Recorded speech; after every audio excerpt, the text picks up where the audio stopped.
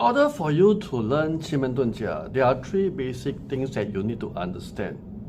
So the first one is you need to understand the basic knowledge of how are the elements, the stems, the god, the stars, the doors, the trigrams itself, different palaces, and how does each of the elements comes in terms of interaction, and at the same time, different set of questions that you ask, you will have different set of reference cards, and that will be the base of your knowledge in terms of Qi Men Dun Jia.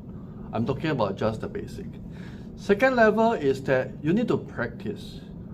A lot of people, when they learn Qi Men Dun Jia, they have this particular challenge, is that they are always learning too much in terms of theory, but when they apply itself, they have problems. They do not dare to even plot a chart, or they don't even dare to plot a chart for themselves, for their friends, or for even people who are looking for answers.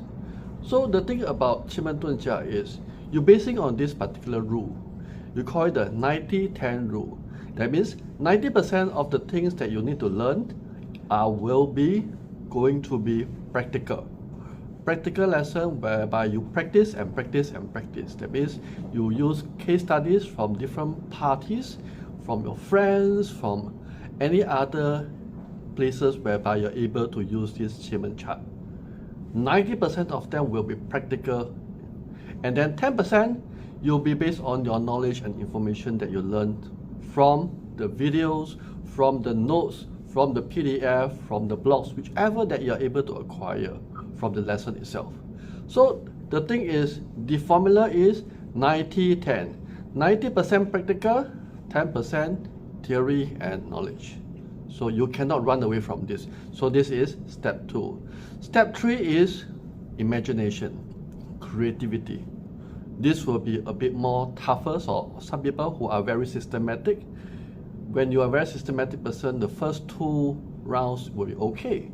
But when you go to a third round, whereby you're going to attain to a master level or the expert level, that's where things get a little bit more challenging, whereby you need to use your creativity, your artistic value, your imagination to kind of imagine what does a stem plus another stem happens, and what does it entice, depending on the question that you ask, depending on the scenario also.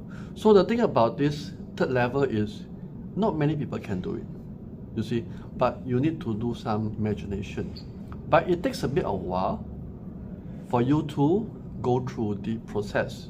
And the good news is that this third process, it is learnable, but different people will take different time to learn this kind of skill, and some may take longer, some may take shorter time, but not to worry.